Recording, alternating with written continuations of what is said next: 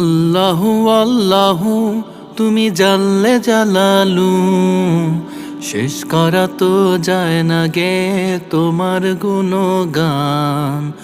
আল্লাহু আল্লাহু